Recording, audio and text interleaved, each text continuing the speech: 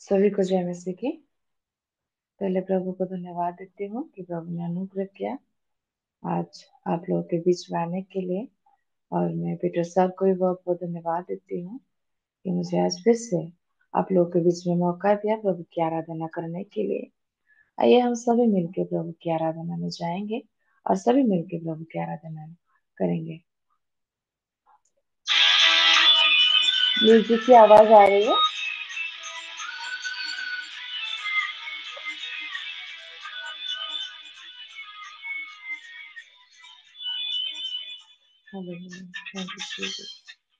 तेरी स्तुति प्रशंसा हो, तेरी हर पल महिमा हो। तेरी स्तुति प्रशंसा हो, तेरी हर पल महिमा हो। तू अवर्णित है, तू सुंदर है, मेरा पहला पहला प्यार है। तू अवर्णित है, तू सुंदर है, मेरा पहला पहला प्यार है। तेरी स्तुति प्रशंसा हो, तेरी हर पल महिमा हो। तेरी स्तुति प्रशंसा हो, तेरी हर पल महिमा हो। यस लॉर्ड, प्रभु से तेरी महिमा तेरी स्तुति जिससे हम कर सके, क्योंकि प्रभु से हमारे जीवन में तुझे से पहला रहे, हमारा पहला प्रेम रहे, इसलिए तू अनेक करते।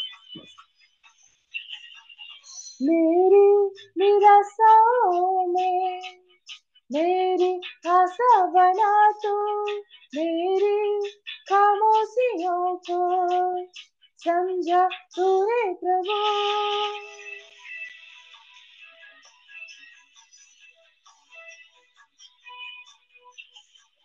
मेरी निराशाओं में मेरी आशा बना तू, मेरी खामोशियों को समझा तूने प्रभु। तू अवर्णित है, तू सुंदर है, मेरा पहला पहला प्यार है। तू अवर्णित है, तू सुंदर है, मेरा पहला पहला प्यार है। तेरी स्तुति प्रशंसा हो, तेरी हर पल महिमा हो। तेरी स्तुति प्रशंसा हो, तेरी हर पल महिमा हो। हाँ प्रभु से मैं तेरी हर एक प्रभु से परिस्थिति में जैसे तेरी स्तुति प्रशंसा कर सकती, चाहे निराश हो, चाहे विपत्ति है, चाहे बीमारी है, फिर भी मैं तेरे लिए प्रभु से आ गया, इसलिए तो अनेक दिल की गहराइयों में बसता तू ही यीशु, तेरी इच्छाओं को मैं पूरा करता चलो।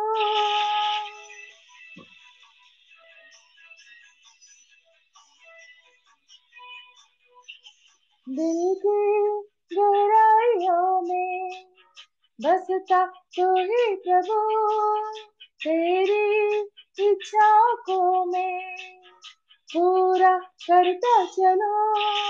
तू अवर्णित है, तू सुंदर है, मेरा पहला पहला प्यार है।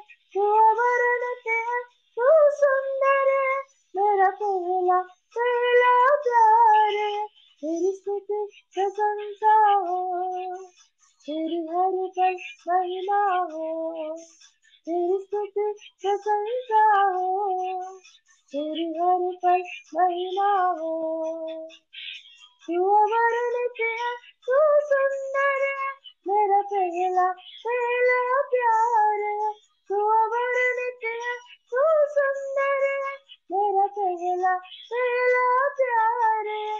तेरी स्तुति प्रशंसा हो, तेरी हर पल महिमा हो।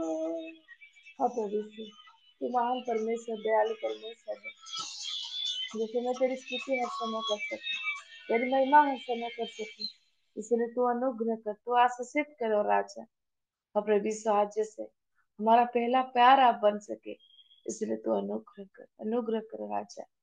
Hallelujah, thank you Jesus, glory to God. धन्यवाद यीशु लॉर्ड, आपके महान परमेश्वर, दयालु परमेश्वर, धन्यवाद यीशु। Yes, Lord. Hallelujah.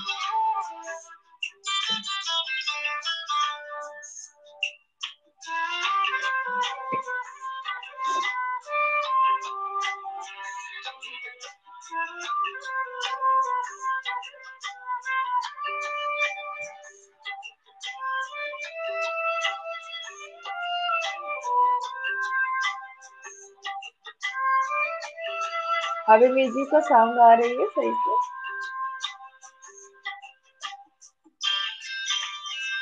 थोड़ा म्यूजिक का साउंड बढ़ाओ थोड़ा।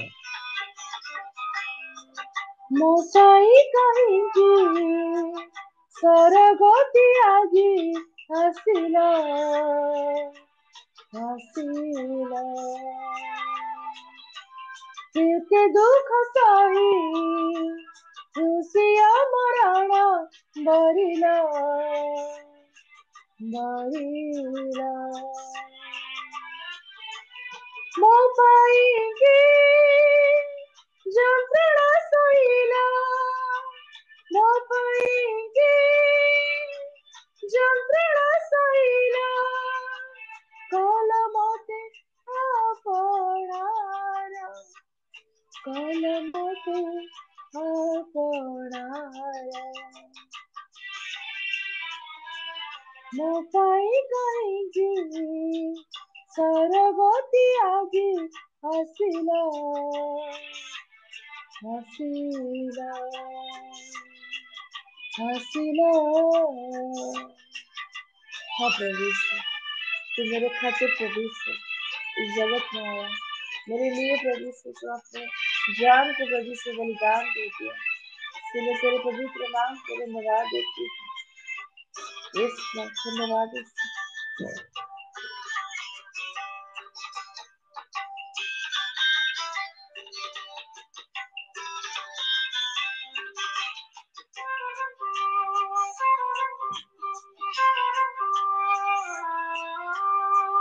প্রেম তোমার ক্ষমা পারি না করিব না ত্যাগী দিল নিজ জীবন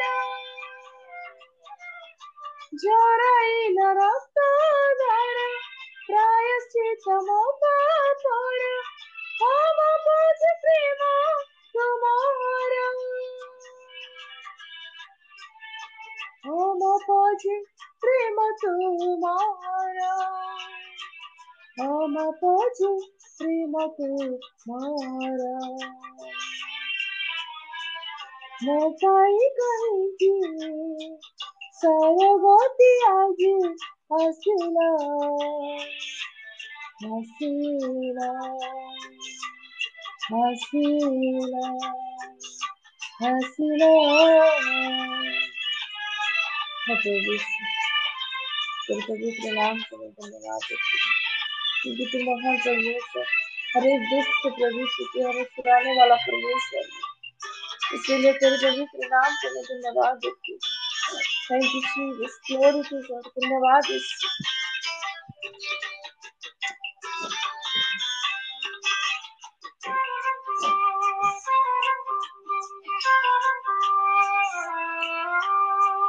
पाप मरणे गला अनंत जीवन देला प्राण दे मते किणिला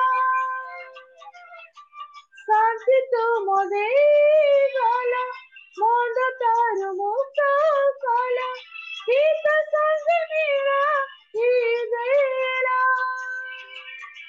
हित संग मेरा ही देला हित संग मेरा ही देला ମୋ ପାଇଁ କାହିଁକି ସରଗତି ଆଜି ହସିଲା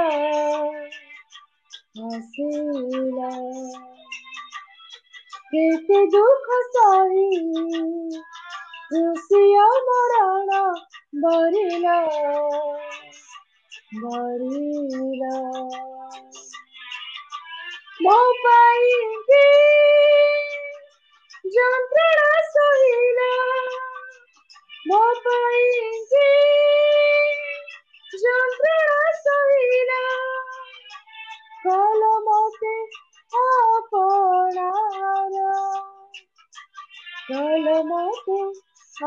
कोणारा मोपाई कहेंगे सौरगति आगी हसीला हसीला हसीला हसीला। हाँ प्रभु यीशु, तेरे पवित्र नाम को मैं धन्यवाद देती हूँ, क्योंकि प्रभु यीशु तो आज हमारे खातिर प्रभु यीशु, इस प्रभु यीशु हमारे प्राण के लिए तो अपने प्राण को प्रभु यीशु बलिदान दे दिया। इसीलिए तेरे पवित्र नाम को मैं धन्यवाद देती हूँ। तू महान परमेश्वर, दयालु परमेश्वर है प्रभु यीशु। तेरे पवित्र नाम को मैं कोटि कोटि धन्यवाद देती हूँ। Thank you Jesus, glory to God. धन्यवाद यीशु, धन्यवाद यीशु, हालेलुया। आज प्रभु यीशु हम सभी को तू प्रभु यीशु अपने लहू से छू ले राजा, अपने पवित्र आत्मा के द्वारा छू ले। Yes Lord.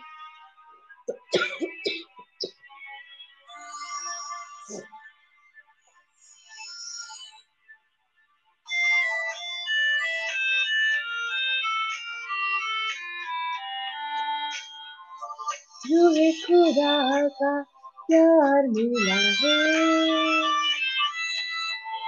यीशु का लहू मुझे छू गया है। रूहे खुदा का प्यार मिला है, यीशु का लहू मुझे छू गया है, छू गया है, छू गया है।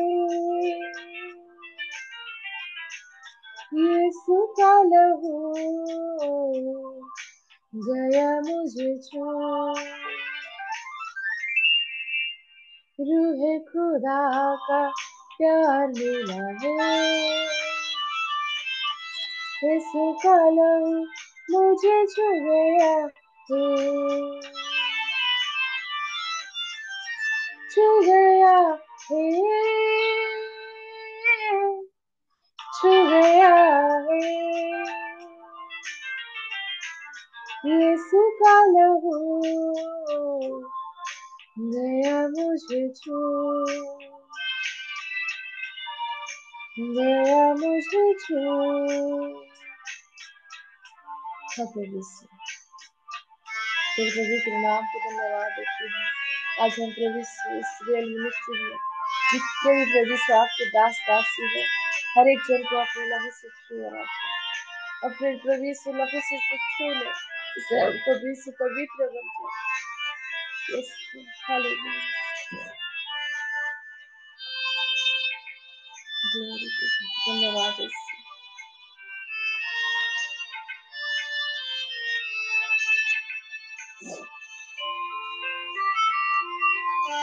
हालेलुया।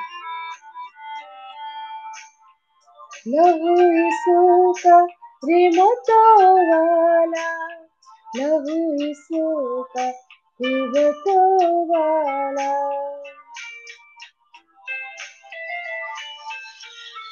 लहू यीशु का रिमतो वाला, लहू यीशु का रिमतो वाला।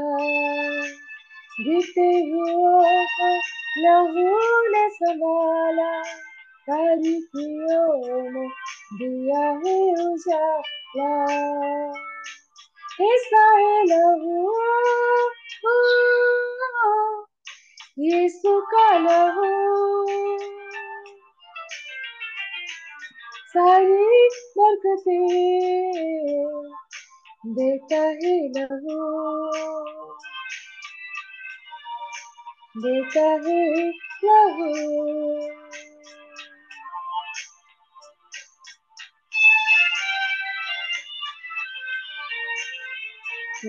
हालेलुया प्रभु यीशु, प्रभु यीशु, तेरे प्रभु यीशु रहमत से प्रभु यीशु, तेरी बरकत से प्रभु यीशु आज हम आपके पास है, आपकी उपस्थिति में हमें मौका दिया सिर्फ तेरी रहमत के लिए प्रभु यीशु, इसीलिए तेरे पवित्र नाम को मैं धन्यवाद देती हूँ।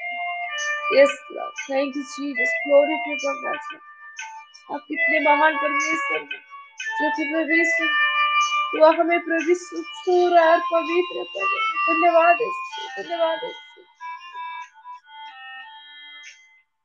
हमको मदद खुदा यीशु ने दिया है, मसीह हमें पाक से किया है।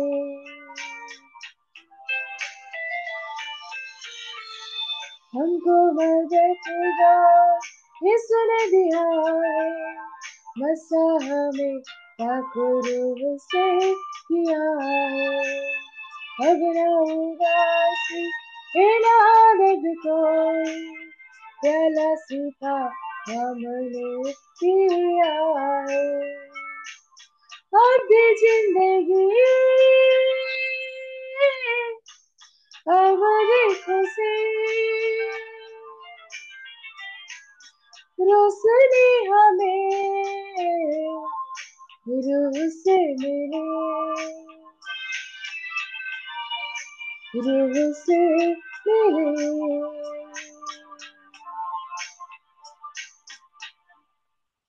रूह खुदा का प्यार मिला है,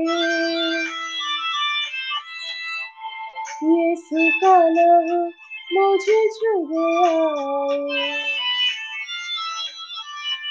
रूह खुदा का प्यार मिला है,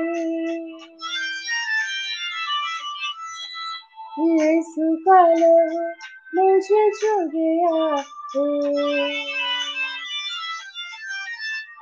छू मुझे छू पकड़ो, मुझे छू छू मुझे छू पकड़ो, मुझे छू छू मुझे छू पकड़ो, मुझे छू छू हमें छू पकड़ो, हमें छू छू हमें छू पकड़ो, हमें छू छू पकड़ो, पकड़ो हमें छू पकड़ो, पकड़ो हमें छू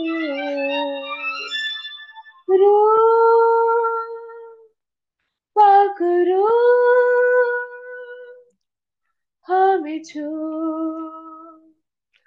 पकड़ो। हाँ प्रभु यीशु, तेरे पाक रूह से तूने प्रभु यीशु आज इस प्रातः काल में हम सबको छू लिया। प्रभु यीशु विश्वास करती हूँ और तेरे पवित्र नाम को मैं कोटि कोटि धन्यवाद देती हूँ, क्योंकि प्रभु यीशु, हाँ प्रभु यीशु, जब हम आपकी उपस्थिति में आए तो प्रभु यीशु तू हमें चुना, इसीलिए प्रभु यीशु हम तेरे उपस्थिति में आ सके। तू हमें प्रभु यीशु नियुक्त किया, इसीलिए हम तेरे उपस्थिति में आ सके। इसीलिए प्रभु यीशु तू हमें छुआ, इसलिए तेरे पवित्र नाम को मैं धन्यवाद देती हूँ। जितना भी धन्यवाद हो उतना कम है, क्योंकि प्रभु यीशु तेरा प्रेम, तेरा प्रभु यीशु दया परम्पार है। प्रभु यीशु तू हमें बरकत देता है दिन के बाद दिन। प्रभु यीशु हर एक परिस्थिति में प्रभु यीशु तू हमें खड़ा करता है, इसीलिए तेरे पवित्र नाम को मैं धन्यवाद देती हूँ। Thank you Jesus, thank you Jesus O Lord. हो प्रभु यीशु तू महान परमेश्वर, दयालु परमेश्वर है। आज इस रियल मिनिस्ट्री में तू हमें सभी को छू रहा है, ये विश्वास करती हूँ और तेरे पवित्र नाम का धन्यवाद देती हूँ। मैं विश्वास करती हूँ कि तू हमारे आराधना को ग्रहण योग्य माना, इसीलिए मैं तेरे पवित्र नाम को धन्यवाद देती हूँ। ओ लॉर्ड, मैं प्रार्थना करती हूँ हम जितने जन यहाँ उपस्थित है, प्रत्येक जनों को प्रभु यीशु तो अनुग्रह कर। आज इस मीटिंग के द्वारा जो वचन प्रभु यीशु आपकी प्रभु यीशु दास लेके आएंगे, उस वचनों के द्वारा जैसे हम आशीषित पाएंगे और उसको प्रभु यीशु अपने हृदय के पट्टिया में रखेंगे और 100 गुना फल सकेंगे। इसलिए तू अनुग्रह कर, अनुग्रह कर राजा। और प्रभु यीशु तूने मदद किया और आशीषित भी किया, इसलिए तेरे पवित्र नाम को धन्यवाद देती हूँ। अगर मेरी प्रार्थना में, मेरी आराधना में कुछ भी भूल है, कुछ भी कमी है, तो तू मुझे सिखाओ राजा और आशीषित कर। प्रार्थना सुना बोल के आपके पवित्र नाम को धन्यवाद देती हूँ। ये प्रार्थना प्रभु यीशु के नाम से मांगते हैं, सुनो ग्रहण कर। आमीन आमीन आमीन। आमेन आमेन आमेन थैंक आमेन। यू। बहुत बहुत धन्यवाद सिस्टर, बहुत बहुत बहुत बहुत धन्यवाद धन्यवाद सुंदर सुंदर आराधना आराधना के के लिए। लिए। प्रभु आपको आशीष दे।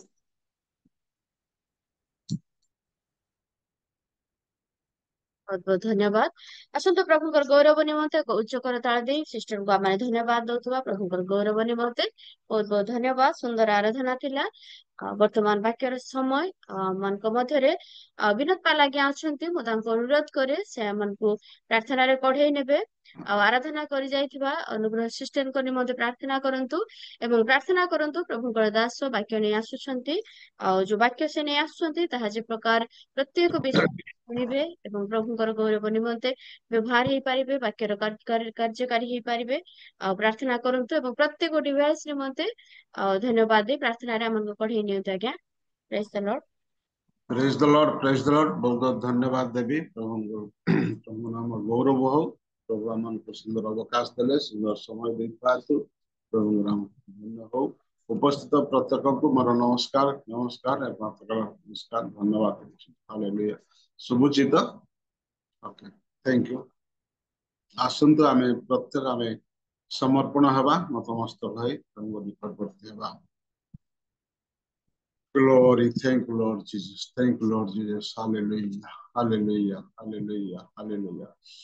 पवित्र पवित्र पवित्र पवित्र अत्यंत दयालु पवित्र पिता तुम से महत महत आश्चर्य नामक प्रभु तुमको उच्चरे स्थापन करूछु प्रभु। जेहेतु प्रभु ए निजस्थ धूली मान प्रभु प्रेम करथिबा आजिर पवित्र प्रातः काल देखिबा देल पुणे एक नुआ नुआ जोड़ी देल आम जीवन तुमको धन्यवाद प्रभु।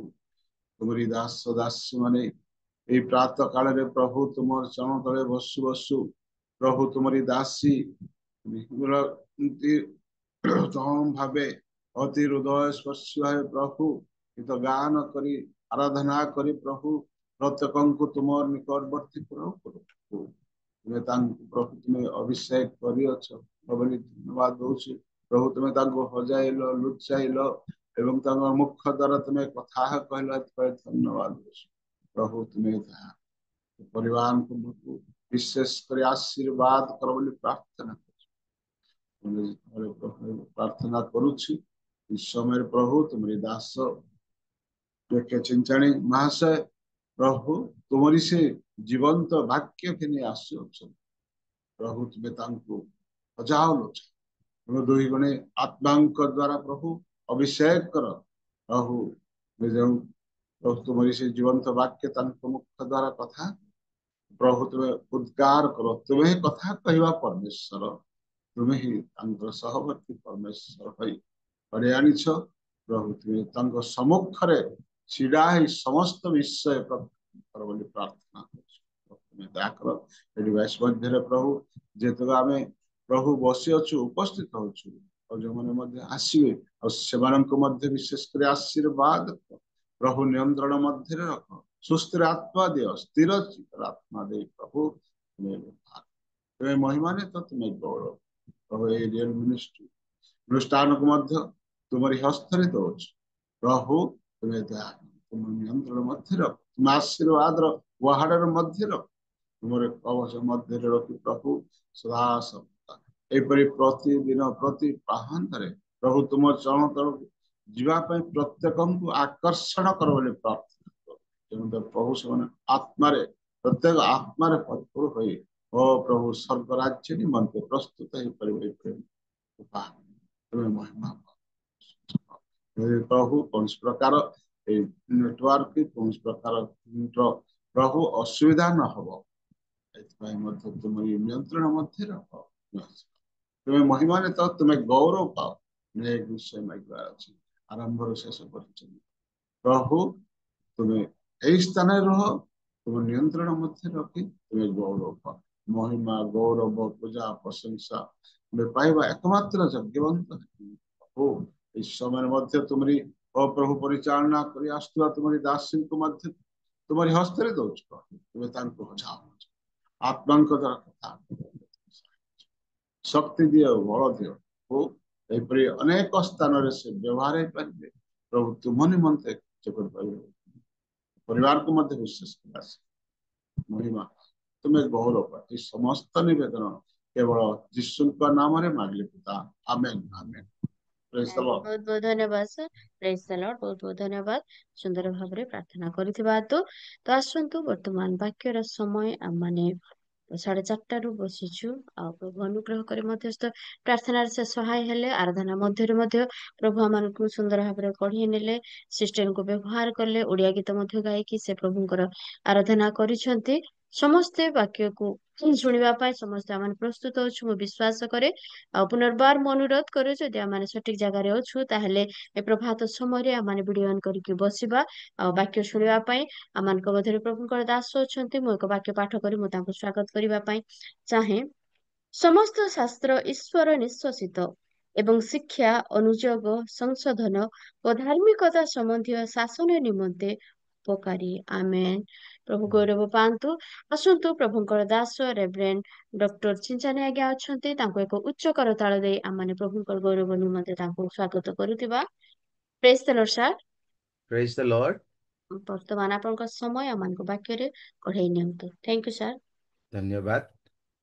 उपस्थित प्रत्येकଙ୍କୁ प्रभु यीशु ख्रीष्टଙ୍କ नामରେ नमस्कार आ प्रेज द लॉर्ड आ प्रभुଙ୍କୁ विशेष धन्यवाद देवी आजिर एही सुंदर समय स्वर्गीय परमेश्वर आम्भମାନଙ୍କୁ ताहांकर पवित्र सान्निध्य रे देई अछंदी एवं धन्यवाद देवी अति सुंदर वर्शिप आमानक मध्यरे आ सिस्टर कढ़ई नहीं थिले सुंदर सुंदर गीत गाई थिले हार्ट टचिंग सॉन्ग्स आ प्रभु तांको भी आशीर्वाद करंतु एवं अति सुंदर भावरे मेघमाला भात्रा भौणी आउ सुंदर भावरे परिचालना करि अछंदी सेति पाई प्रभु मध्य तांको आशीर्वाद करंतु आउ धन्यवाद देवी स्वर्गीय पिता ईश्वरंकु जे प्रभु मो परि अयोग्य जणे व्यक्ति को आपण मानक गहन रे आसीबा पाई वाक्य सहित आउ साहाय्य अनुग्रह करि अछंदी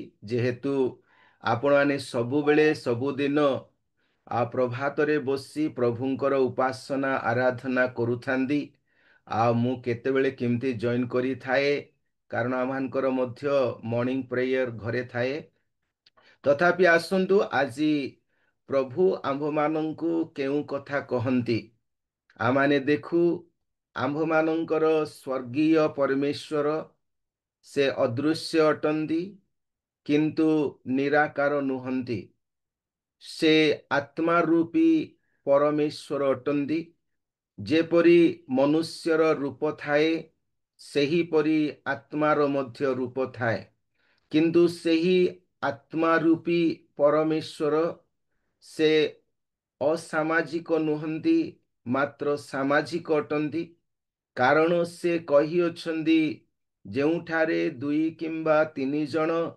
ताहांक नामरे एकत्रित हुअंदी सेमानंक मध्यरे से विराजित सेहीपरि आम्भे माने जेतेबेले जीशुंकर आउ एही आउ पृथ्वी रे थिबा समरे तांको सेवा कार्य विषयक चिंता करू से केबे भी एकुटिया कौनसी स्थान रे रही जाऊ नथिले किंतु जेउठारे लोक माने आउ कोन होथिले एकत्र हेउथिले सेमानंक मध्य को जाई से स्वर्गीय सत्यता विषयक प्रमाणित करुथिले दिने से मध्य गोटे समाज गृह को गले समाज गृह रे शिक्षा देवा पाई जाइथिले आम्भे माने सेही वाक्य लूक लिखित सुसमाचार 13 अध्याय 10, 11, 12 पद पढ़िबा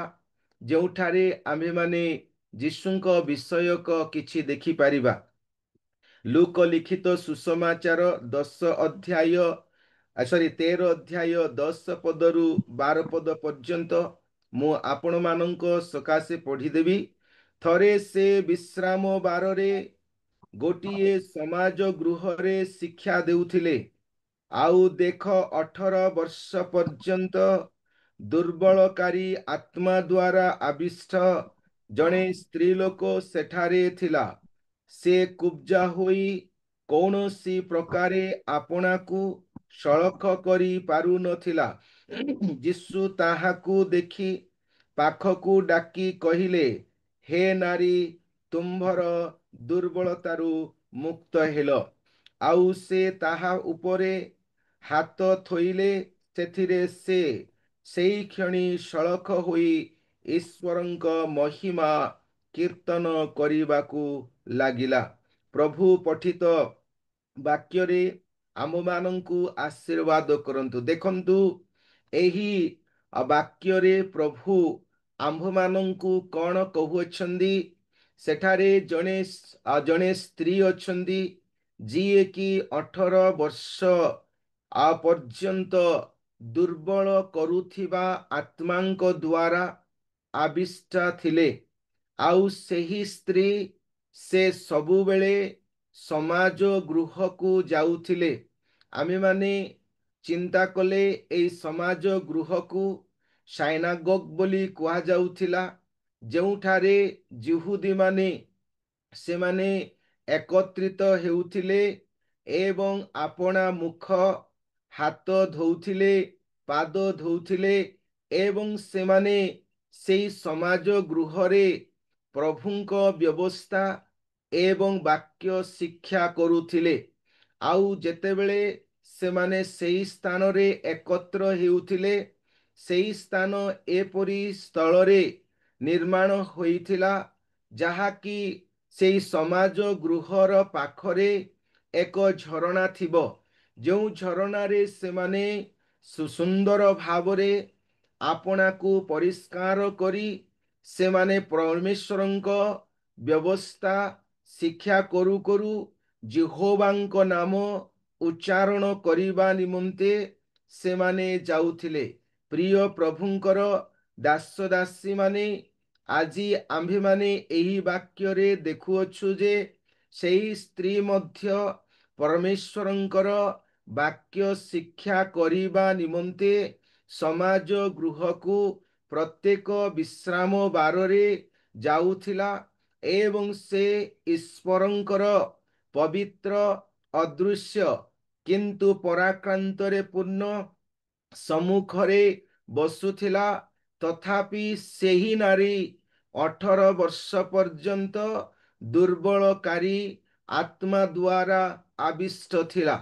ସେହି ନାରୀଙ୍କ କର୍ଣ୍ଣରେ ପରମେଶ୍ୱରଙ୍କର ବାକ୍ୟ ପ୍ରବେଶ କରୁଥିଲା ଏବଂ ପରମେଶ୍ୱରଙ୍କ ବାକ୍ୟ ଯେ କାର୍ଯ୍ୟ ସାଧକ ଏବଂ ଜୀବନ୍ତ ବାକ୍ୟ ଅଟେ, ଦ୍ୱିଧାର ଖଡ୍ଗଠାରୁ ଅତି ତୀକ୍ଷ୍ଣତର ଅଟେ।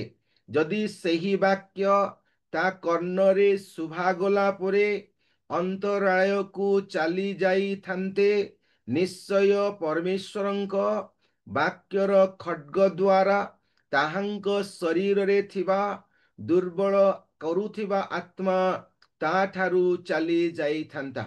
ଆମେମାନେ ଦେଖୁଛୁ ଯେ ସେହି ସମାଜ ଗୃହରେ ମନୁଷ୍ୟମାନେ ବା ଇସ୍ରାଏଲୀୟ ଲୋକମାନେ, ସେ ସ୍ତ୍ରୀ ହେଉ, ପୁରୁଷ ହେଉ, ଯୁବା ହେଉ, ଯୁବତୀମାନେ, ସେମାନେ ପ୍ରଭୁଙ୍କର ବାକ୍ୟ ଶିକ୍ଷା କରିବା ନିମନ୍ତେ ଏକତ୍ରିତ ହେଉଥିଲେ।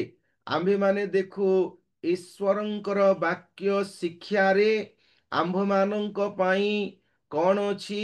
ଈଶ୍ୱରଙ୍କର ଅନେକ ଆଶୀର୍ବାଦ ରହିଅଛି। ସେ ଶୁଣିବା ପାଇଁ ଗଲେ ଶୁଣିବା, ପ୍ରଭୁଙ୍କ ବାକ୍ୟରେ ଲେଖା ଅଛି, ଏବ୍ରୀ ପୁସ୍ତକ ତାହାର 2 ଅଧ୍ୟାୟ 1 ପଦରେ ଲେଖାଯାଏ, ଅବା 2 ପଦରେ ଲେଖାଯାଏ, ଶୁଣିବା ବାକ୍ୟ ଦ୍ୱାରା ଶୁଣା ଯାଉଥିବା ବାକ୍ୟ ପାଇଁ ଅଧିକ ମନୋଯୋଗୀ ହେବା ଆମ୍ଭମାନଙ୍କର କର୍ତ୍ତବ୍ୟ। ନହିଲେ ଆମ୍ଭେମାନେ କ'ଣ ହେବା? ଲକ୍ଷ୍ୟ ଭ୍ରଷ୍ଟ ହେବା ବୋଲି ଲେଖା ଅଛି। ଦେଖନ୍ତୁ, ଆମ୍ଭମାନଙ୍କର ଲକ୍ଷ୍ୟ କ'ଣ? ଆମ୍ଭମାନଙ୍କର ଲକ୍ଷ୍ୟ ସର୍ବଦା ଯୀଶୁଙ୍କ ଠାରେ ଆଧାରିତ। ସ୍ୱର୍ଗୀୟ ପରମେଶ୍ୱରଙ୍କ ଠାରେ ଆମମାନଙ୍କ ଲକ୍ଷ୍ୟ ଆଧାରିତ।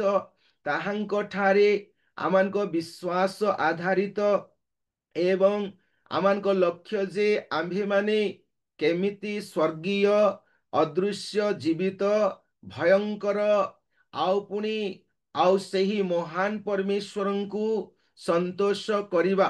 ଆମ୍ଭେମାନେ କେମିତି ପରମେଶ୍ୱରଙ୍କ ସାନ୍ନିଧ୍ୟରେ ପବିତ୍ରତାର ଜୀବନ, ଶାନ୍ତିପୂର୍ଣ୍ଣ ଜୀବନ ଏବଂ କେମିତି ଆମ୍ଭେମାନେ ତାହାଙ୍କ ଠାରେ ଏକ ଉତ୍ସର୍ଗୀକୃତ ଜୀବନ କାଟିବା, ଏହା ଆମ୍ଭମାନଙ୍କର ଲକ୍ଷ୍ୟ।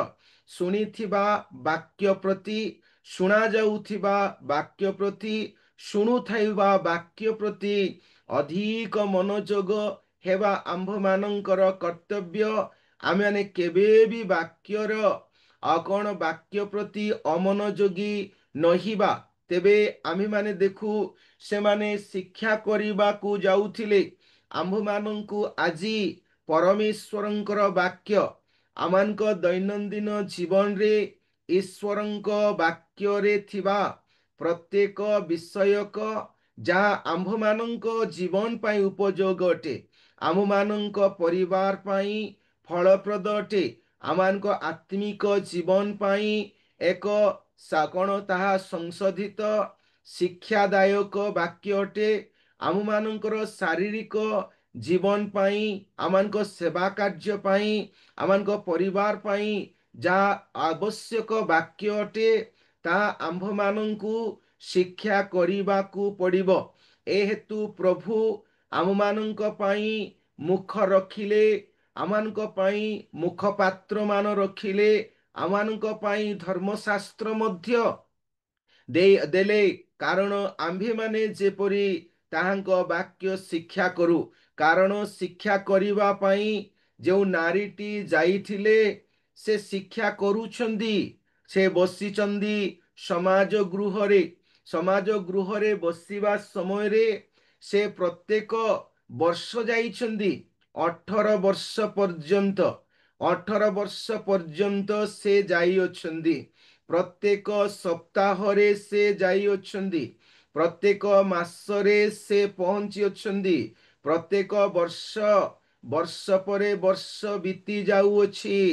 କିନ୍ତୁ ତାହାଙ୍କ ଜୀବନରେ ଥିବା, ତାଙ୍କ ଶରୀରରେ ଥିବା, ତାହାଙ୍କ ଆତ୍ମାରେ ଆକ୍ରମଣ କରୁଥିବା ସେଇ ଦୁର୍ବଳକାରୀ ଆତ୍ମା ଠାରୁ ସେ ମୁକ୍ତି ଲାଭ ପାଇନଥିଲେ। ତାହାଙ୍କ ଶରୀରରେ, ତାହାଙ୍କ ଜୀବନରେ ଯେଉଁ ଦୁର୍ବଳକାରୀ ଆତ୍ମା ତାଙ୍କୁ ଆକ୍ରାନ୍ତ କରିଥିଲା, ସେ କଣ ହେଲା, ସେଥିରୁ ମୁକ୍ତି ଲାଭ କରିନଥିଲା। କାହିଁକି ସେ ମୁକ୍ତି ଲାଭ କରିନଥିଲା? ସିଏ ତ ପ୍ରଭୁଙ୍କର ସମ୍ମୁଖକୁ ଗଲେ, ସେ ତ ପ୍ରଭୁଙ୍କର ବାକ୍ୟ ଶୁଣୁଥିଲେ। କାହିଁକି ସେହି ବାକ୍ୟ ତାହାଙ୍କ ଜୀବନରେ କାର୍ଯ୍ୟ କରିନାହିଁ? କାହିଁକି ସେହି ପରମେଶ୍ୱରଙ୍କ ସାନ୍ନିଧ୍ୟ? କାରଣ ସେ ଦୁର୍ବଳକାରୀ ଆତ୍ମା ତାହାଙ୍କୁ ପରିତ୍ୟାଗ କରିନଥିଲା। ପ୍ରିୟ ପ୍ରଭୁଙ୍କର ଦାସ ଦାସୀ ମାନେ, ଆଜି ଆମ୍ଭେମାନେ ଦେଖୁ, ଆମ୍ଭମାନେ ମଧ୍ୟ ଆଜି ଯେତେବେଳେ ଚିନ୍ତା କରୁଅଛୁ, କେଉଁ ଦିନ, କେଉଁ ଘଡ଼ି, କେଉଁ ମାସ, କେଉଁ ମସିହା, କାହା ଦ୍ୱାରା ଆମ୍ଭେମାନେ ବାପ୍ତିସ୍ମ ନେଇ, ବିଶ୍ୱାସ ସହିତ ବାପ୍ତିସ୍ମ ନେଇ ପରିତ୍ରାଣ ପ୍ରାପ୍ତ ହୋଇଅଛୁ, କେଉଁ ଦିନ, କେଉଁ ଘଡ଼ିରେ ଆମ୍ଭମାନଙ୍କର ଖ୍ରୀଷ୍ଟୀୟ ଜୀବନ ଆରମ୍ଭ ହେଲା, କେବେ ଆମ୍ଭେମାନେ ନୂଆ ଜୀବନ ପ୍ରାପ୍ତ ହେଲୁ ଏବଂ ଖ୍ରୀଷ୍ଟଙ୍କ ପରିବାରରେ ନୂତନ ଆଉ ଶିଶୁ ପରି ଜନ୍ମ ଗ୍ରହଣ କରି ଆଜି ପର୍ଯ୍ୟନ୍ତ ଖ୍ରୀଷ୍ଟିଆନ, ଖ୍ରୀଷ୍ଟ ବିଶ୍ୱାସୀ, ଖ୍ରୀଷ୍ଟଙ୍କ ସେବକ ସେବିକା, ଖ୍ରୀଷ୍ଟଙ୍କ ଲୋକ ବୋଲି ପରିଚୟ ଦେଇ ଆସିଅଛୁ। କିନ୍ତୁ ଆମ୍ଭେମାନେ ଯେତେବେଳେ ଆପଣା ଜୀବନ ଭିତରକୁ ଅନାଇବା, ଆମ୍ଭେମାନେ କି କୌଣସି ଦୁର୍ବଳ ଆତ୍ମା ଦ୍ୱାରା ଆକ୍ରାନ୍ତ ହୋଇଅଛୁ? ଆମ୍ଭେମାନେ କି କୌଣସି ବଳହୀନ କରୁଥିବା ଆତ୍ମା ଦ୍ୱାରା ଆକ୍ରାନ୍ତ ହୋଇଅଛୁ? ଆମେ ଯେଉଁ ବର୍ଷ ପର୍ଯ୍ୟନ୍ତ ଈଶ୍ୱରଙ୍କ ଠାରେ ରହୁଛୁ, ତାଙ୍କ ସମ୍ମୁଖରେ ରହୁଛୁ, ତାଙ୍କର ସେବା କରୁଛୁ, ତାଙ୍କର ଆରାଧନା କରୁଛୁ, ତାହାଙ୍କର ବାକ୍ୟ ଶୁଣୁଛୁ, ତଥାପି ଆମ୍ଭମାନଙ୍କ ଜୀବନରେ କେଉଁ ପ୍ରକାରର ଆତ୍ମା ରହି ଆମ୍ଭମାନଙ୍କୁ ଦୁର୍ବଳ କରୁଅଛି? ବିଶ୍ୱାସରେ ଦୁର୍ବଳ କରୁଅଛି କି? ନା ପ୍ରାର୍ଥନାରେ ଦୁର୍ବଳ କରୁଅଛି କି? ନା ଆମମାନଙ୍କର ଭରସାରେ ଦୁର୍ବଳ କରୁଅଛି କି? ନା ଆମମାନଙ୍କର ଖ୍ରୀଷ୍ଟୀୟ ଆତ୍ମିକ ଜୀବନରେ ଦୁର୍ବଳତା ଆଣି ଦେଉଅଛି କି? ନା ଆମ୍ଭମାନଙ୍କର ପରିବାର ଭିତରେ ସେ ଦୁର୍ବଳତା ପ୍ରବେଶ କରୁଛି କି? ନା ଆମମାନଙ୍କ ମନକୁ, ମନର ବଳ, ହୃଦୟର ସାହସକୁ ଭାଙ୍ଗିବା ଆଉ ସେହିପରି ଦୁର୍ବଳ ଆତ୍ମାରେ ଆମମାନଙ୍କୁ ଆକ୍ରାନ୍ତ ହେବାକୁ ପଡୁଛି କି? ଦେଖନ୍ତୁ ପ୍ରିୟ ପ୍ରଭୁଙ୍କ ଲୋକମାନେ, ଖ୍ରୀଷ୍ଟୀୟ ଜୀବନ ଏକ ପ୍ରୋଗ୍ରେସିଭ ଜୀବନ ଅଟେ, ଯାହାଦ୍ୱାରା ପ୍ରଭୁଙ୍କ ସହିତ ସିଦ୍ଧ ହେବା ନିମନ୍ତେ ଏହି ଜୀବନ, ଏହି ପ୍ରକାରର ସମାଜ ପ୍ରଭୁ ଆମ୍ଭମାନଙ୍କୁ ଦେଇଅଛନ୍ତି। କିନ୍ତୁ ଆମ୍ଭେମାନେ କି ଜ୍ଞାତ ଅଟୁ? ଆମ୍ଭେମାନେ କି ଆଉ କ'ଣ ଅଟୁ? ଆମମାନେ କି ଚତୁର ଅଟୁ ଯେ ଆମ୍ଭମାନଙ୍କ ଚତୁଃପାର୍ଶ୍ୱରେ ଦୁର୍ବଳ ଆତ୍ମା ଗୁଡ଼ିକ ଆମ୍ଭମାନଙ୍କୁ ଗ୍ରାସ କରିବା ନିମନ୍ତେ ଆଉ ତା ଘୁରି ବୁଲୁଅଛି? ଯଦି ଆମମାନେ ଚିନ୍ତା କରୁ ଯେ ସେହି ନାରୀଟି ସେ 18 ବର୍ଷ ବିତି ଯାଉଛି, 18 ବର୍ଷ ପର୍ଯ୍ୟନ୍ତ ପ୍ରଭୁଙ୍କର ଦାସୀ ବୋଲି କହୁଛନ୍ତି, 18 ବର୍ଷ ପର୍ଯ୍ୟନ୍ତ ପ୍ରଭୁଙ୍କର ବିଶ୍ୱାସୀ ବୋଲି କହୁଛନ୍ତି, 18 ବର୍ଷ ପର୍ଯ୍ୟନ୍ତ ମୁଁ ସବୁଦିନ ପ୍ରାର୍ଥନା ଯାଏ, 18 ବର୍ଷ ପର୍ଯ୍ୟନ୍ତ ମୁଁ ସବୁଦିନ ବାକ୍ୟ ଶୁଣେ, 18 ବର୍ଷ ପର୍ଯ୍ୟନ୍ତ ମୁଁ ସବୁବେଳେ ପ୍ରଭୁଙ୍କର ସମ୍ମୁଖକୁ ଯାଏ, କିନ୍ତୁ ସେ ପର୍ଯ୍ୟନ୍ତ ସୁସ୍ଥ ହୋଇନାହାନ୍ତି। ସେ ପର୍ଯ୍ୟନ୍ତ ତାହାଙ୍କ ଠାରେ ଆକ୍ରମଣ କରୁଥିବା ଦୁର୍ବଳକାରୀ ଆତ୍ମା ଠାରୁ ସେ ଉଦ୍ଧାର ପାଇନାହାନ୍ତି। ପ୍ରିୟ ପ୍ରଭୁଙ୍କର ଦାସ ଦାସୀ ମାନେ, ଆମ୍ଭମାନଙ୍କର ଜୀବନ ସମ୍ପୂର୍ଣ୍ଣ ଦୁର୍ବଳ ଆତ୍ମା ଠାରୁ ମୁକ୍ତ ହେବା ଏହା ଈଶ୍ୱରଙ୍କର ଗୌରବ ଅଟେ। କାରଣ ଯେତେବେଳେ ଆମେ ଦେଖୁଛୁ ଯେ କେଉଁ କେଉଁ ବିଷୟ ଆମମାନଙ୍କୁ ଦୁର୍ବଳ କରିପାରେ, କେଉଁ କେଉଁ ବିଷୟ ଆମମାନଙ୍କର ବିଶ୍ୱାସକୁ ଦୁର୍ବଳ କରିପାରେ, ପ୍ରାର୍ଥନାକୁ ଦୁର୍ବଳ କରିପାରେ, ଆତ୍ମିକ ଜୀବନକୁ ଦୁର୍ବଳ କରିପାରେ, ଯେତେବେଳେ ଆମେ ଦେଖୁଛୁ ଯେ ପ୍ରଭୁଙ୍କର ପବିତ୍ର ଧର୍ମଶାସ୍ତ୍ରରେ ଲେଖା ଅଛି, ଆମମାନେ ଦେଖିବା ଯେ ପ୍ରଥମ ସାମୁଏଲ 18:7 ଲେଖା ଅଛି ଯେ ଇସ୍ରାଏଲର ନାରୀମାନେ ସେମାନେ ଗୋଟିଏ ଗୀତ ଗାଇଲେ। କ'ଣ ଗାଇଲେ? ସେମାନେ ଗାଇଲେ ଆଉ ସାଉଲ ବଧ କଲା କେତେ ପ୍ରକାର? ସହସ୍ର ସହସ୍ର, ଦାଉଦ ବଧ କଲା ଅୟୁତ ଅୟୁତ। ଯେତେବେଳେ ଏହି ଗୀତଟିଏ ଗାନ କଲେ, କାରଣ ଦାଉଦ ଗଲିଆତଙ୍କୁ ହତ କରିଥିଲେ, ଏହି ହତର ଶବ୍ଦ ଶୁଣିଲା ପରେ ଇସ୍ରାଏଲ ଲୋକମାନେ ସେମାନେ ଜୟଧ୍ୱନି କଲେ, ଆନନ୍ଦରେ ଜୟଧ୍ୱନି କଲେ। ସେମାନଙ୍କର ଆନନ୍ଦର ସୀମା ରହିଲା ନାହିଁ। ସେ ନାରୀମାନେ କ'ଣ କଲେ? ବାହାରକୁ ବାହାରିଲେ, ଗୀତ ଗାଇଲେ, ଆରାଧନା କଲେ, ପ୍ରଭୁଙ୍କର ଧନ୍ୟବାଦ ଦେଉ ଦେଉ ସାଉଲ ବଧ କଲେ ଆଉ ସହସ୍ର ସହସ୍ର, କିନ୍ତୁ ଦାଉଦ ବଧ କଲେ ଅୟୁତ ଅୟୁତ। ଏହି ସ୍ଲୋଗାନ ଯେତେବେଳେ ସାଉଲଙ୍କ କର୍ଣ୍ଣରେ ଶୁଭାଗଲା, ସାଉଲଙ୍କ ଜୀବନରେ ଈର୍ଷା ମନୋଭାବ ପ୍ରବେଶ କଲା। ଈର୍ଷା ମନୋଭାବ ପ୍ରବେଶ କଲା। ଯେତେବେଳେ ଈର୍ଷା ମନୋଭାବ ପ୍ରବେଶ କଲା, ସେହି ସମୟରେ ସାଉଲ ଆଉ ଚିହ୍ନି ପାରୁନାହାନ୍ତି। ସେ ଦେଖୁଛନ୍ତି ବିଜୟ, ଜ୍ଞାତ ହୋଇ ପାରୁନାହାନ୍ତି। ସେ ଦେଖୁଛନ୍ତି ପରମେଶ୍ୱରଙ୍କର ଅଭିଷେକ, ସେ ଚିହ୍ନି ପାରୁନାହାନ୍ତି।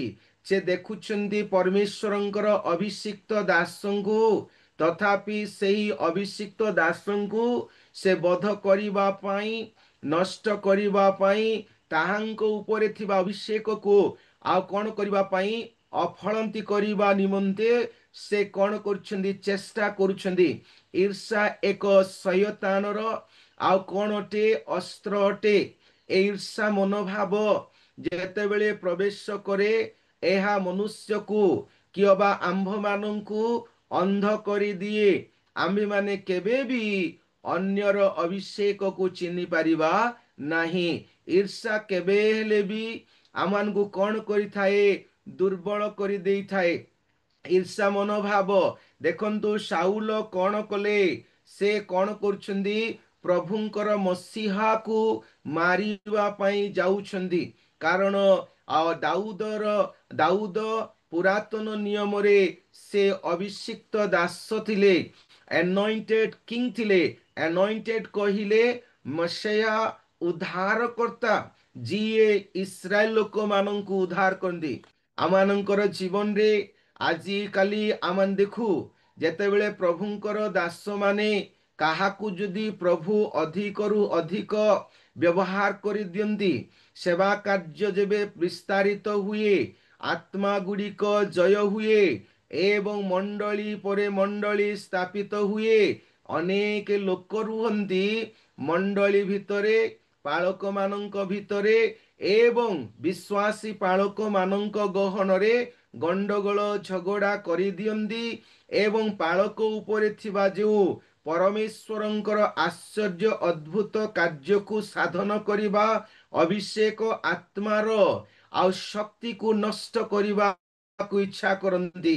ପ୍ରିୟ ପ୍ରଭୁଙ୍କର ଦାସଗଣ, ଆମ୍ଭେମାନେ କେବେ ବି ଆମମାନଙ୍କ ହୃଦୟରେ, ମନରେ, ଭାବନାରେ ଈର୍ଷାକୁ ଜାଗା ଦେବା ନାହିଁ।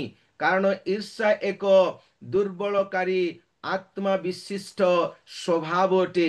ଏହା ଯେବେ ଆକ୍ରାନ୍ତ କରେ, ଆମ୍ଭେମାନେ କେବେ ବି ଆଉ ପରମେଶ୍ୱରଙ୍କ ବିଷୟକ ଦେଖି ପାରିବା ନା, ଚିହ୍ନି ପାରିବା ନା, ଜ୍ଞାତ ହୋଇପାରିବା। ଦେଖନ୍ତୁ ସେଇ ନାରୀ କ'ଣ ହେଲେ? 18 ବର୍ଷ ପର୍ଯ୍ୟନ୍ତ ତାଙ୍କଠାରେ କେଉଁ ପ୍ରକାର ଦୁର୍ବଳ ଆତ୍ମା ଥିଲା, ତାଙ୍କୁ କୁବ୍ଜା କରିଦେଇଥିଲା। ସେ ସଳଖ ହୋଇ ଠିଆ ହୋଇ ପାରୁନଥିଲେ, ସେ ପ୍ରଭୁଙ୍କର ସମ୍ମୁଖକୁ ସିଧା ଦେଖି ପାରୁନଥିଲେ। ବହୁତ କଷ୍ଟରେ ମୁଣ୍ଡକୁ ଏମିତି ଅନେଇକି ଦେଖିଥିବେ, କାରଣ ସେ ଠିଆ ହେଇ ପାରୁନଥିଲେ।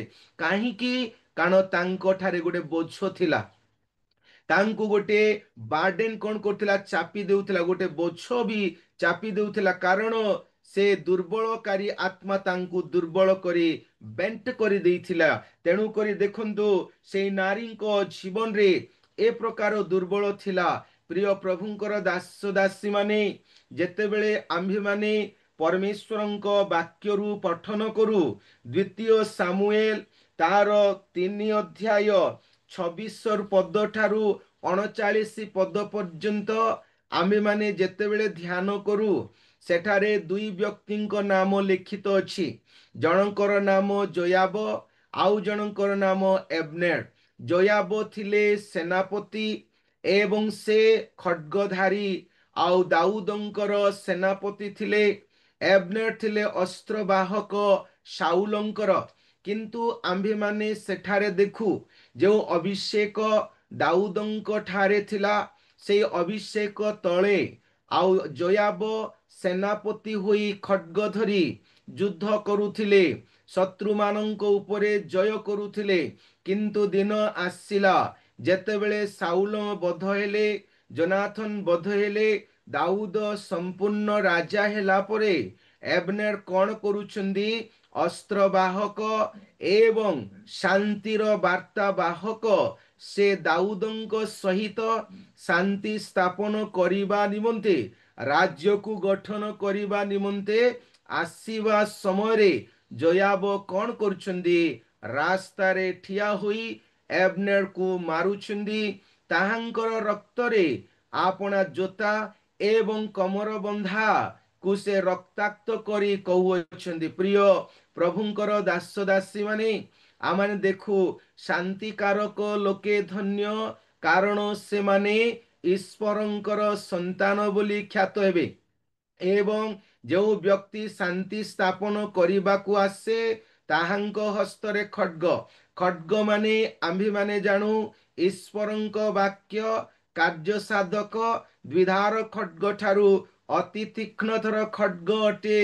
ସେହି ବାକ୍ୟ ଈଶ୍ୱରଙ୍କ ମୁଖ ନିଃସୃତ ପବିତ୍ର ଏବଂ ଆତ୍ମା ଏବଂ ହୃଦୟ, ଶିରା ପ୍ରଶିରା ଗ୍ରନ୍ଥି ମଜ୍ଜାକୁ ଭେଦ କରିବା ଖड्ग ସଦୃଶ୍ୟ ବାକ୍ୟ ଅଟେ।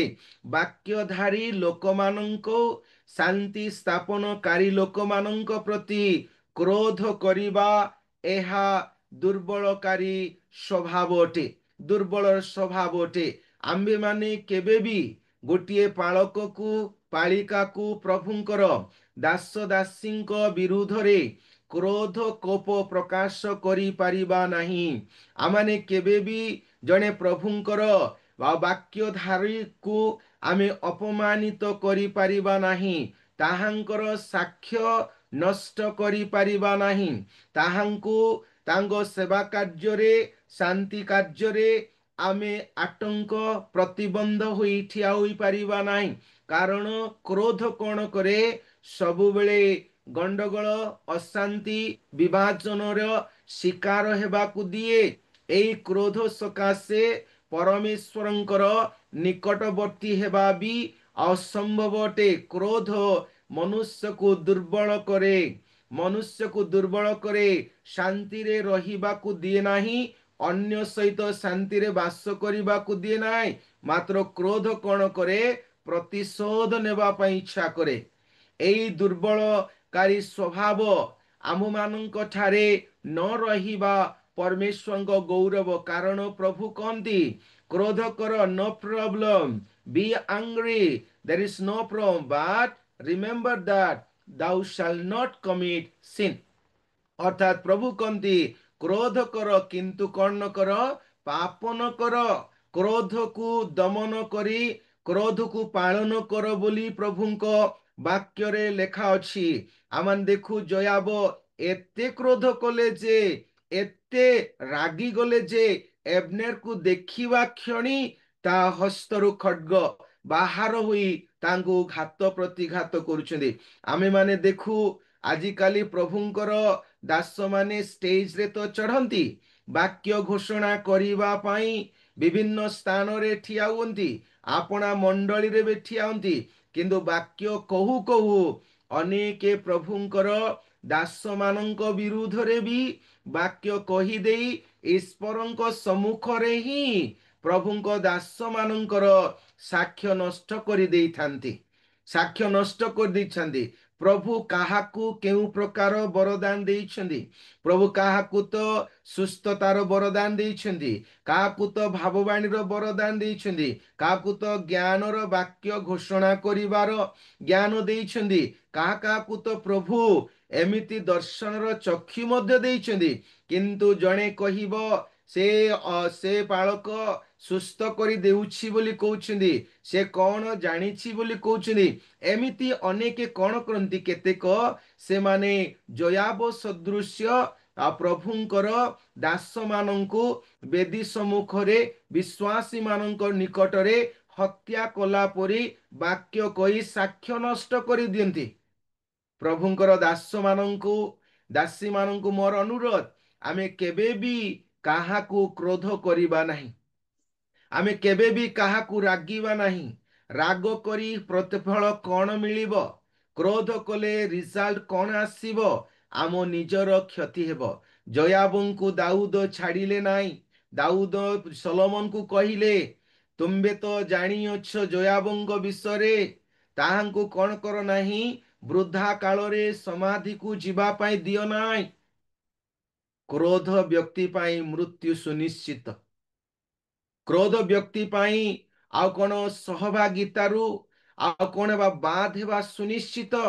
କାରଣ ଏହା ଏକ ଦୁର୍ବଳକାରୀ ଆତ୍ମାର ସ୍ୱଭାବ ଅଟେ। ସେହି ନାରୀଟି ଗଲେ, ସେ କ'ଣ କରୁଛନ୍ତି? ସେ ପ୍ରଭୁଙ୍କ ନିକଟକୁ ଯାଇ ମଧ୍ୟ ସୁସ୍ଥତା ହେଉନାହାନ୍ତି। Why she cannot get healing? Because in her life the work of the Holy Spirit is not working। ତାହାଙ୍କର ଜୀବନରେ ପବିତ୍ର ଆତ୍ମାଙ୍କର ଶକ୍ତି କାର୍ଯ୍ୟ କରୁନାହିଁ। ସେ ପ୍ରଭୁଙ୍କର ସାନ୍ନିଧ୍ୟରେ ଅଛନ୍ତି। ପ୍ରଭୁଙ୍କ ଠାରୁ ନିର୍ଗତ ସୁସ୍ଥତାର ଶକ୍ତି ତାଙ୍କ ହୃଦୟରେ ଶୁଣିବା ଦ୍ୱାରା ବି ତାଙ୍କ ହୃଦୟରେ ପ୍ରବେଶ କରୁନାହିଁ, ତାଙ୍କର ଆତ୍ମାରେ ପ୍ରବେଶ କରୁନାହିଁ। ସେ ଶୁଣୁଛନ୍ତି, ବସିଛନ୍ତି, ଶୁଣୁଛନ୍ତି ଆଉ ବସୁଛନ୍ତି, ତଥାପି ସେ କାହିଁକି ଆଉ କରିପାରୁନାହିଁ? କାହିଁକି ସୁସ୍ଥତା ପାଉନାହିଁ? କାରଣ ପ୍ରଭୁଙ୍କ ବାକ୍ୟରେ ଲେଖା ଅଛି, ତାଙ୍କ ମୁଖ ନିଃସୃତ ବାକ୍ୟ ସେ ସୁସ୍ଥତା ନିମନ୍ତେ ପଠାନ୍ତି। ସେ କହନ୍ତି ଆମ୍ଭେ ସେମାନଙ୍କୁ ସୁସ୍ଥତା ଦେବା ନିମନ୍ତେ ଆମ୍ଭର ଆଜ୍ଞା ପଠେଇବା ଆଉ ବାକ୍ୟ ପଠେଇବା ବୋଲି କହନ୍ତି। କିନ୍ତୁ ସେ ବ୍ୟବସ୍ଥା ଧ୍ୟାନ କଲା ବେଳେ ସେ ବ୍ୟବସ୍ଥାରେ ଥିବା ସୁସ୍ଥତାର ଶକ୍ତି ତାହାଙ୍କର ଦୁର୍ବଳକାରୀ ଆତ୍ମାର ଶକ୍ତିକୁ ଖଣ୍ଡନ କରିପାରୁନାହିଁ। କାରଣ ହୁଏତ ସେହି ସ୍ତ୍ରୀର ସମୟ ଉପସ୍ଥିତ ହୋଇନଥିଲା। ହୁଏତ ସେଇ ସ୍ତ୍ରୀଙ୍କ ପାଇଁ କଣ ଦୁର୍ବଳ ଆତ୍ମାରେ ସେ ଏତେ ବାନ୍ଧି ହୋଇଥିଲେ ଯେ ସେ ନିଜେ ବି ବାହାରିବା ପାଇଁ ଇଚ୍ଛା କରୁନଥିଲେ।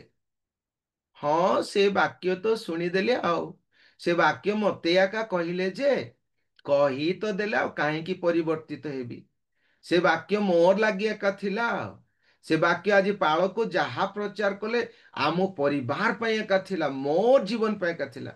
କିନ୍ତୁ ଶୁଣିଲା ପରେ ବି ନ ସୁଧାରିଲେ, ଶୁଣିଲା ପରେ ବି ନ ସଂଶୋଧିତ ହେଲେ, ଶୁଣିଲା ପରେ ବି ସେ ବାକ୍ୟ ଅନୁସାରେ ଗମନାଗମନ ନ କଲେ ସେ ଦୁର୍ବଳ ଆତ୍ମା କେମିତି ଯିବ? ଦେଖନ୍ତୁ, ପ୍ରଭୁଙ୍କର ଦାସ ଦାସୀ ମାନେ ଅନେକ ପ୍ରକାର ଦୁର୍ବଳର ସ୍ୱଭାବ ଅଛି।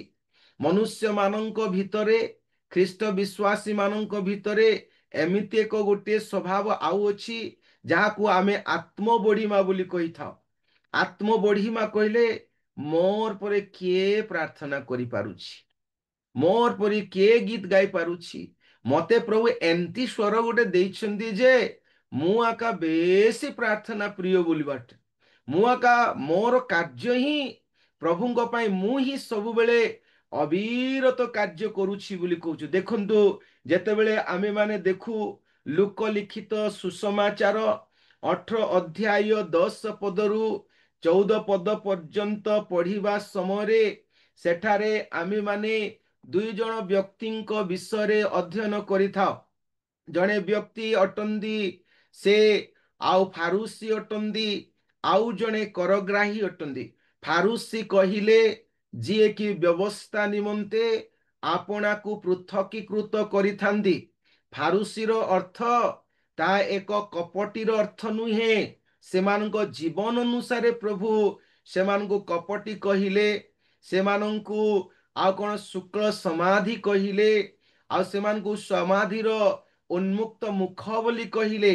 ଫାରୁସିର ଶବ୍ଦ ଏ ଇସ୍ରାଏଲୀୟ ଲୋକମାନେ ବାବିଲୋନରେ ଥିବାବେଳେ, 70 ବର୍ଷ ଥିବାବେଳେ ସେମାନେ ସେଥିରେ ଯେତେବେଳେ ପୃଥକୀକୃତ ଜୀବନ କାଟିଲେ, ସେଇ ପୃଥକୀକୃତ ଜୀବନ ବ୍ୟବସ୍ଥା ପାଇଁ ଯେତେବେଳେ ସେମାନେ ସମର୍ପିତ ହୋଇ କାଟିଲେ, ବାବିଲୋନର ଭାଷା ଅନୁସାରେ ସେମାନଙ୍କୁ ଫାରୁସି ଅର୍ଥାତ୍ ସେପାରେଟେଡ୍ ଗ୍ରୁପ ବୋଲିକି ନାମାଙ୍କିତ କରାଯାଇଥିଲେ।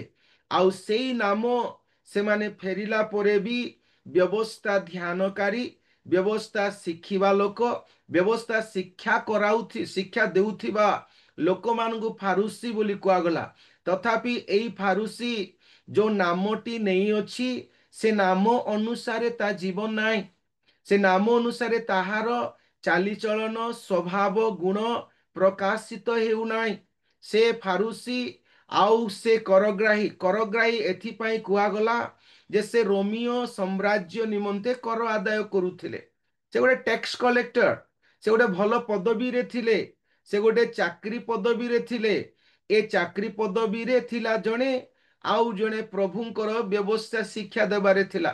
ଅନ୍ୟ ଭାଷାରେ ଜଣେ ପାଳକ କହିଲେ ଅତ୍ୟୁକ୍ତି ହେବ ନାହିଁ, ଫାରୁସି କି ଟ୍ୟାକ୍ସ କଲେକ୍ଟର ଗୋଟେ ସାଧାରଣ ଚାକିରିଆ ବୋଲି କହିଲେ ଅତ୍ୟୁକ୍ତି ହେବ ନାହିଁ। ତଥାପି ଦୁହେଁ ମଧ୍ୟ ପ୍ରାର୍ଥନାକୁ ଗଲେ। ଦୁହେଁ ଯେତେବେଳେ ପ୍ରାର୍ଥନା ଗଲେ, ପାଳକ ମାନେ କହିବେ ଏକା ମୁଁ ସବୁବେଳେ ପ୍ରାର୍ଥନା କରୁଛି, ରାତିରେ ପ୍ରାର୍ଥନା କରୁଛି, 12ଟାରେ ପ୍ରାର୍ଥନା କରୁଛି, ଆଉ ସନ୍ଧ୍ୟାରେ ପ୍ରାର୍ଥନା କରୁଛି, କଟେଜ ମିଟିଂ ଅଛି। କିନ୍ତୁ ଜଣେ ଚାକିରିଆ ବାଲା କଣ କହିପାରିବ? ସେ ତାର କାମରେ ସେ ବୁଲିବ, ସକାଳୁ ଟିକେ ପ୍ରାର୍ଥନା କରିବ, ଅଫିସରେ ଯିବ, ବସିବ ଆସିବ, ଆଉ ପୁଣି ସନ୍ଧ୍ୟାରେ ସମୟ ମିଳିଲେ ତ ପ୍ରାର୍ଥନା କରିବ, ନହେଲେ ଟାୟାର୍ଡ ହେଇଯାଇଥିବ, ଟାୟାର୍ଡ ସକାଶେ ଖାଇବ, ଶୋଇପଡ଼ିବ। ଏମିତି ଚାକିରିଆ ମାନଙ୍କ ଜୀବନ, ଯୋଉ ଖ୍ରୀଷ୍ଟିଆନ ମାନେ ଚାକିରି କରନ୍ତି। ତଥାପି ଏ ଦୁହେଁ କଣ କଲେ? ପ୍ରଭୁଙ୍କ ନିକଟକୁ ଗଲେ। ଆମେ ଯେ ଜାଣିଛୁ ତାଙ୍କ ପ୍ରାର୍ଥନାର ସ୍ୱର କେମିତି ଥିଲା, the way of their prayer ଆମେ ମାନେ ଭଲ ଭାବେ ଜାଣୁ।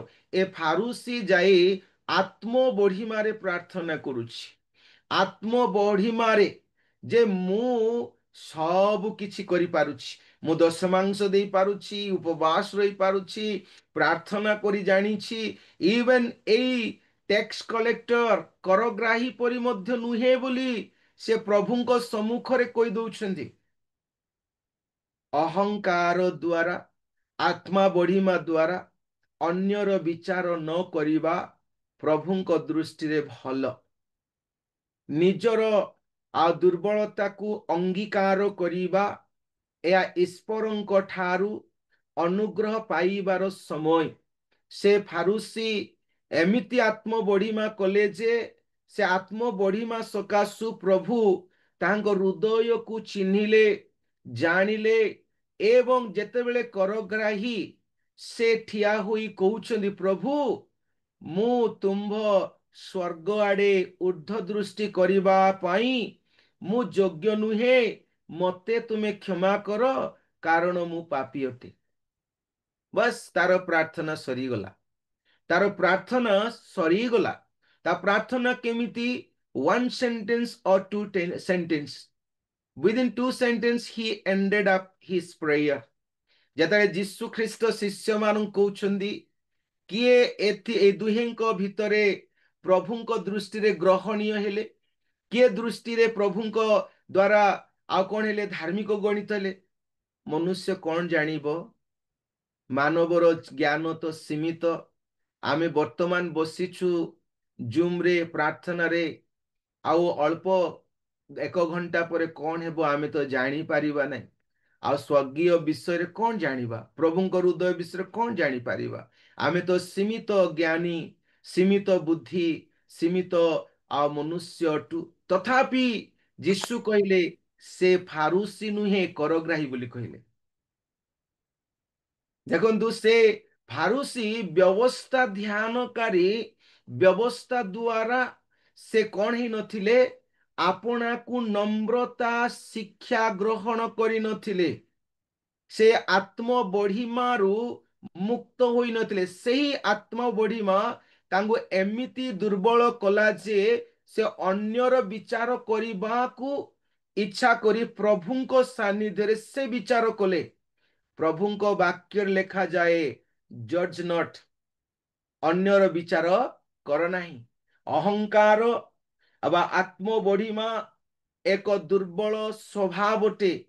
ପ୍ରିୟ ପ୍ରଭୁଙ୍କର ଦାସ ଦାସୀ ମାନେ, ଆମେ ଯେତେବେଳେ ଚିନ୍ତା କରୁଛୁ ଈର୍ଷା, କ୍ରୋଧ, ଆତ୍ମ ବଢିମା ଆମମାନଙ୍କୁ କଣ କରିଦେବ? ଦୁର୍ବଳ କରିଦେବ। ସେଦିନ ସେହି ସ୍ତ୍ରୀ ଗଲେ ସମାଜ ଗୃହରେ, କିନ୍ତୁ ତାଙ୍କଠାରୁ ଦୁର୍ବଳକାରୀ ଆତ୍ମା ତାଙ୍କୁ ଛାଡୁ ନଥିଲା। ଯେତେବେଳେ ସେଇଦିନ ଯୀଶୁ ଖ୍ରୀଷ୍ଟ ସେଇ ସମାଜକୁ ଗଲେ, ସେଇ ସମାଜ ଗୃହକୁ ସେ ଶିକ୍ଷା ଦେବାକୁ ଗଲାବେଳେ ସେ ଦେଖନ୍ତି ସେ ନାରୀଟି ବି ସେଠାରେ ଉପସ୍ଥିତ। କିନ୍ତୁ ତାଙ୍କଠାରେ ଗୋଟିଏ ବିଷୟ ଥିଲା, ଅତି ମୂଲ୍ୟବାନ ବିଷୟ ଥିଲା। ସେ ଦୁର୍ବଳକାରୀ ଆତ୍ମା ଦ୍ୱାରା ଆବିଷ୍ଟ ଥିବା ସତ୍ତ୍ୱେ ସେ ତାହାର ଦୁର୍ବଳତାକୁ, ସେ କୁବ୍ଜା ରୋଗ ସକାଶେ ସେ ପ୍ରାର୍ଥନାରୁ ଓହରି ନାହାନ୍ତି, ସମାଜ ଗୃହକୁ ଯିବାଠାରୁ ଓହରି ନାହାନ୍ତି, ବାକ୍ୟ ଶୁଣିବାକୁ ଯିବାଠାରୁ ଓହରି ନାହାନ୍ତି। ଆଜିକାଲି ଯଦି ଟିକେ ଅଣ୍ଟା ବଥା ହେଲା ବୋଲେ, ମୁଁ ଚର୍ଚ୍ଚରେ ପରା ବସି ପାରିବି ନାହିଁ, ମୋର ଅଣ୍ଟା ବଥେଇ ଯାଉଛି, 2 ଘଣ୍ଟା କି 3 ଘଣ୍ଟା ଲାଗିବ। ସେ ପ୍ରଚାରକ କି ଘଣ୍ଟା ଘଣ୍ଟା ପ୍ରଚାର କରେ, ଏଥିପାଇଁ ମୋତେ ବସିବାକୁ ଭଲ ଲାଗେ ନାହିଁ। ଆଉ ଯେତେବେଳେ ଟିକେ ହାତ କିମ୍ବା ଭୁଜା ବଥାଇ ଯିବ, ତେବେ ନାଇଁ ପରା ଯାଇପାରିବି ନାହିଁ, ହାତ ଗୋଡ଼ ବେଶୀ ବଥଉଛି। ଆରାଧନା କଲା ବେଳେ ଠିଆ ନହେଲେ ନାହିଁ କି ଲୋକମାନେ କହିବେ ଏ ଠିଆ ହେଇପାରୁନାହିଁ, ଟିକେ ହାତ ବଥା। ଆଉ ଯଦି ମୁଣ୍ଡ ବଥା ହେଇଯାଉଛି, ନାଇଁ ପରା ଆଜି ମୋର ମୁଣ୍ଡ ମୋ ବୁଲେଇ ଯାଉଛି, ହଠାତ୍ ପଡ଼ିଯିବି ପରା, କେମିତି ହେବତି, ଯାଇକି ବସି ପାରିବି କି ନା ଭଲ କରି ପାଷ୍ଟରକୁ ଦେଖି ପାରିବି ନା ବାକ୍ୟ ଶୁଣି ପାରିବି? ହେବ ନାହିଁ। କିନ୍ତୁ ଏ ସବୁ ଥିବା ସତ୍ତ୍ୱେ ବି ପ୍ରଭୁଙ୍କର ସାନ୍ନିଧ୍ୟକୁ ଗଲେ ପ୍ରଭୁଙ୍କର ହସ୍ତ ସୁସ୍ଥତା ଦେଇଥାଏ। ପ୍ରଭୁଙ୍କର ଉପସ୍ଥିତି ସୁସ୍ଥତା ଦେଇଥାଏ। ଏ ସକଳ ବିଷୟକୁ ଯଦି ଧରି ବସିବେ ଜଣେ, ତେବେ ସେ ସୁସ୍ଥତା ପାଇପାରିବେ ନାହିଁ। ତାଙ୍କ ଉପରେ ଯୀଶୁଙ୍କର ଚକ୍ଷୁ ପଡ଼ିଲା। ଯୀଶୁ କହିଲେ, ଗୋ ନାରୀ, ତୁମ୍ଭେ ତୁମ୍ଭର ଦୁର୍ବଳତାରୁ ମୁକ୍ତ ପାଇଲ। ଆଉ ସେ ହସ୍ତ ରଖିଦେଲେ। ସେ ନାରୀ ସିଧା ହୋଇ ଠିଆ ହେଲେ ଏବଂ ପରମେଶ୍ୱରଙ୍କର ଗୌରବ କୀର୍ତ୍ତନ କଲେ। ପ୍ରିୟ ପ୍ରଭୁଙ୍କର ଦାସ ଦାସୀ ମାନେ, ଆମମାନଙ୍କ ଯେକୌଣସି ଦୁର୍ବଳତା ବି ପ୍ରଭୁଙ୍କ ସାନ୍ନିଧ୍ୟରେ ହିଁ ଯିବ। ଆସୁ ଆମମାନେ ସେଇ ଦୁର୍ବଳକାରୀ ଆତ୍ମା ଦ୍ୱାରା ଆବିଷ୍ଟ ନ ହେଉ, କାରଣ ପ୍ରଭୁଙ୍କ ବାକ୍ୟରେ ଲେଖା ହେଇଛି, ପ୍ରଭୁ ଆମ୍ଭମାନଙ୍କୁ ସାମର୍ଥ୍ୟର ଆତ୍ମା ଦେଇଅଛନ୍ତି। ଏହେତୁ ଆମମାନେ ସବୁବେଳେ ସାମର୍ଥ୍ୟର ଆତ୍ମାରେ ରହିବା, ପରମେଶ୍ୱରଙ୍କ ଆତ୍ମା ଦ୍ୱାରା ନିୟନ୍ତ୍ରିତ ହେବା, ପ୍ରଭୁଙ୍କ ବାକ୍ୟରେ ନିୟନ୍ତ୍ରିତ ହେବା, ପ୍ରଭୁଙ୍କର ଲୋକମାନଙ୍କ ସହିତ ସହଭାଗିତା ମିଳନରେ ବାସ କରିବା। କାରଣ ପ୍ରଭୁଙ୍କ ବାକ୍ୟରେ ବି କୁହାଯାଏ, ଦେଖ ଭାଇମାନେ, ମିଳନରେ ବାସ କରିବା କେମନ୍ତ ମନୋହର ଏବଂ ସୁନ୍ଦର ଅଟେ। ପ୍ରଭୁ ବାକ୍ୟରେ ଆପଣମାନଙ୍କୁ ମୋତେ ପ୍ରଚୁର ପ୍ରଚୁର ଭାବରେ ଆଶୀର୍ବାଦ କରନ୍ତୁ। ବହୁତ ବହୁତ ଧନ୍ୟବାଦ। ରିଏଲ ମିନିଷ୍ଟ୍ରି ଅଫ୍ ଇଣ୍ଡିଆର ଆମମାନଙ୍କର ପିଟର ଆଜ୍ଞାଙ୍କୁ ବି ବହୁତ ଧନ୍ୟବାଦ। ଗତକାଲି ବହୁତ ଦିନ ପରେ କାଲି ଜଏନ୍ କଲି, ଆଉ ମୋତେ ବାକ୍ୟ ଦେଇଛନ୍ତି। ପୁଣି ଆପଣମାନେ ଉପସ୍ଥିତ ହେଲେ। ପ୍ରଭୁ ଆପଣମାନଙ୍କୁ ଆଶୀର୍ବାଦ କରନ୍ତୁ।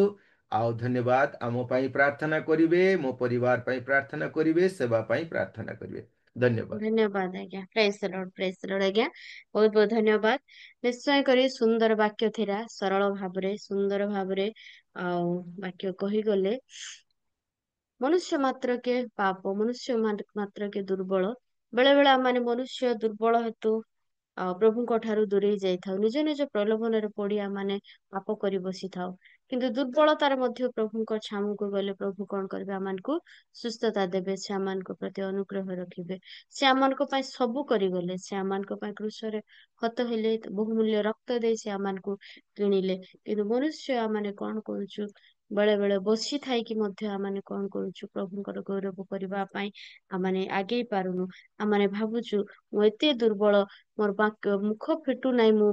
ମୁଁ ଯଦି ଯାଇକି ଜଏନ୍ କଲେ ହଠାତ୍ ମତେ ପ୍ରାର୍ଥନା ଦେଇଦେବେ କି, ହଠାତ୍ ଗୀତ ଗାଇବା ପାଇଁ ଦେଇଦେବେ କି ବୋଲି ଆମେ ପଛରେ ରହିଯାଉ। କିନ୍ତୁ ଏ ସମୟରେ ଯେତେବେଳେ ପ୍ରଭୁ ଆମମାନଙ୍କୁ ମନୋନୀତ କରିଛନ୍ତି, ଆମମାନେ ହଉଛୁ ସୌଭାଗ୍ୟ ମନୁଷ୍ୟ ମାନେ। ଏ ଦୁର୍ବଳ ମନୁଷ୍ୟ ଯେତେବେଳେ ପ୍ରଭୁଙ୍କ ସାମ୍ନାରେ ଆସେ, ପ୍ରଭୁଙ୍କ ସାମ୍ନାରେ ବସେ, ସେ ତାଙ୍କୁ ସବଳ କରିବେ, ସେ ତାଙ୍କୁ ବ୍ୟବହାର କରିବେ। ପବିତ୍ର ଆତ୍ମାଙ୍କର ଛାମୁରେ ସବୁବେଳେ ଆମେ ବସିବା ପାଇଁ ପ୍ରସ୍ତୁତ ହେବା ପାଇଁ ଆଉ ପ୍ରଭୁ ଆମମାନଙ୍କୁ ଅନୁଗ୍ରହ ଦୟା କରନ୍ତୁ ଏବଂ ପ୍ରଭୁଙ୍କର ଦାସଙ୍କୁ ମଧ୍ୟ ଆଶୀର୍ବାଦ କରନ୍ତୁ। ସୁନ୍ଦର ଭାବରେ, ସରଳ ଭାବରେ ସେ ଆମମାନଙ୍କୁ ବୁଝେଇ ଗଲେ। ଆଉ ଯେମିତି କାହାଣୀ କହନ୍ତି ଜେଜେବାପା ମାନେ ଆଗ କାଳରେ, ଏବେ ତ କାହାଣୀ ଉଭେଇ ଗଲା, କାରଣ ଆଜିକାର ଦୁନିଆରେ ମୋବାଇଲ ହଉଛି ସବୁ କିଛି। କିନ୍ତୁ ଗତ ଦିନ ମାନଙ୍କରେ ଜେଜେବାପା ପାଖରେ ଜେଜେମା ବସିକି ଯେମିତି କାହାଣୀ କହୁଥିଲେ, ସେ ପ୍ରକାର ସୁନ୍ଦର ଏବଂ ସରଳ ଭାବରେ ଆମ ସମସ୍ତଙ୍କୁ ପ୍ରଭୁଙ୍କର ବାକ୍ୟରେ ସେ ପଢେଇ ନେଇଥିବା ହେତୁ ଆସନ୍ତୁ ପ୍ରଭୁଙ୍କର ଗୌରବ ନିମନ୍ତେ ତାଙ୍କୁ ଉତ୍ସାହିତ ଓ ଧନ୍ୟବାଦ ଦେବା ପାଇଁ ଏକ ଉଚ୍ଚ କରତାଳ ଦେଇ ପ୍ରଭୁଙ୍କୁ ଆମେ ଧନ୍ୟବାଦ ଦଉଥିବା। ବହୁତ ବହୁତ ଧନ୍ୟବାଦ ଆଜ୍ଞା। ପ୍ରଭୁ ଆପଣଙ୍କୁ ଆଶୀର୍ବାଦ କରନ୍ତୁ, ଆପଣଙ୍କ ସେବା ଜୀବନରେ ସେ ଆଶୀର୍ବାଦ କରନ୍ତୁ। ନିଶ୍ଚୟ ସୁଯୋଗ ସମୟ ହେଲେ ଆଗାମୀ ଦିନ ମାନଙ୍କରେ ମଧ୍ୟ ଆସି ଆମମାନଙ୍କ ମଧ୍ୟରେ ବାକ୍ୟ ପରିବେଷଣ କରିବେ, ଆଶୀର୍ବାଦର କାରଣ ହେବା ପାଇଁ ସାହାଯ୍ୟ କରିବେ ବୋଲି ଆମେ ବିଶ୍ୱାସ ଏବଂ ଆଉ ପ୍ରାର୍ଥନାର ସହିତ ଆପଣଙ୍କ ଅପେକ୍ଷାରେ ଅଛୁ। ଧନ୍ୟବାଦ ଆଜ୍ଞା। ପ୍ରେଜ୍ ଦ ଲର୍ଡ। ଆସନ୍ତୁ ବର୍ତ୍ତମାନ ଆମେ ବାକ୍ୟ ଶୁଣି ଯାଇଅଛୁ।